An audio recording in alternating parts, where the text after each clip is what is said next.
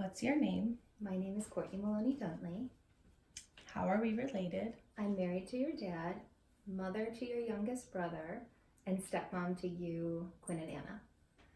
And how did you meet our dad? Oh my goodness. So, it's too good of a story not to tell the details.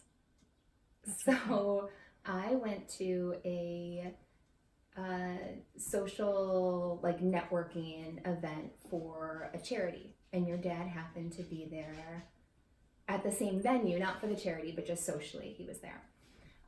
So I was in the middle of a conversation, and I just felt this, I don't know, electric energy pull me. So out of my peripheral, I looked to the side, and there was this man who had his back to me. But I just had to talk to him. So when the time was right, I was going to break conversation and go over. Well, by the time I got to work the room, he was gone. So a few days later, your dad and I, not knowing, matched on Match.com, and through conversation found out that he was the gentleman in the bar that I saw that night. So whether it was Match.com, destiny, a little bit of both, that's how we met. When did you guys get married? We got married on June 29th, 2018. And what was your first impression when our dad said that he had 3 kids? I guess I didn't really have an impression, given my age and the age range in which I was looking for a partner. I thought it was a strong possibility that someone would have children, which I was totally open to. But what made me nervous is that with older children, they can choose whether they want you in their life or not. So that was a little bit nerve-wracking because you guys didn't need me. I had to, I don't know, I just wanted to be wanted by you guys, if that makes sense. When did you find out you two were expecting? So I found out in, I think, March of 2018. And I knew for a few weeks before I told your dad. And then I shared it with him. And then we, oh yeah, that's it. Sorry, I was gonna start talking about the gender reveal. Well, were you excited to find out you were having a boy? So I was really excited to find out the gender of our baby. I was shocked to find out we were having a boy. I didn't even consider it as a possibility. And we found out when we went to go visit Grandma and Grandpa Duntley for Memorial Day that year.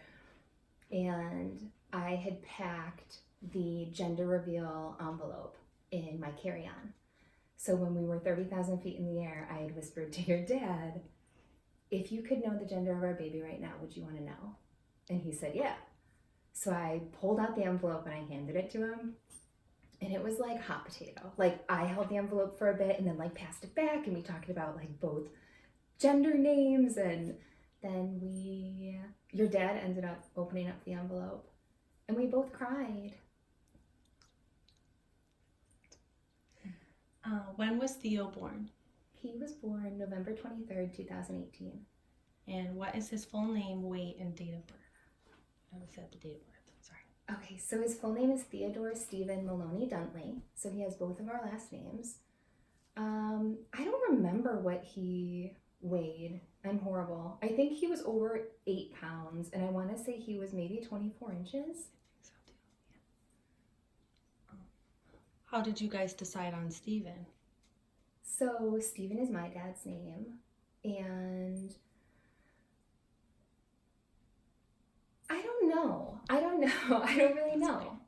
Well, it was the first boy, so that was important. And Leon, Grandpa Duntley, was carried on with your dad, and I think Quinn's middle name as well. Yeah, so your dad was comfortable with it, and so that's what we did. What is it like being a single mom now to 4 children? So this question made me think, because it sounds weird, but I don't identify with being a single mom. Maybe it's just too soon and it hasn't hit in, but I think it's more to that I have such a great support system that I'm not alone. Like, who am I kidding me? Or who am I kidding me? Who am I kidding? Yeah, between like the Duntley side and the Maloney side and friends and you kids, like, I'm not single. I'm a party of like 300. What would a normal routine be for you and Theo? So Theo is my alarm clock every day. We're normally up by like 7:30. We play in the bedroom for a bit, which means he plays while I try to get ready for the day.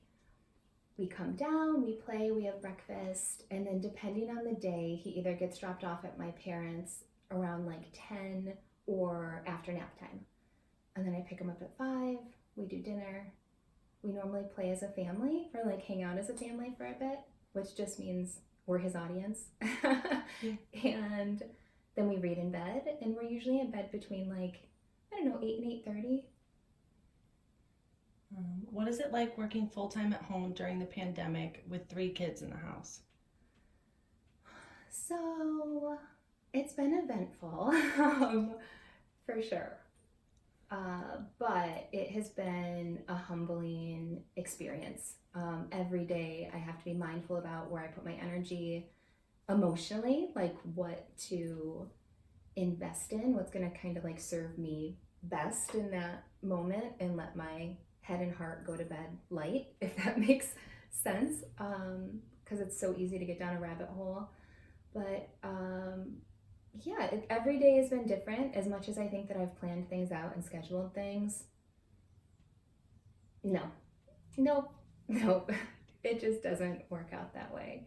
So it's been hectic, but it's been wonderful, and I really cherish this time with the kids. Like, it's not going to be like this forever. The older two are going to move out. They're going to have their own lives. Theo's going to grow up.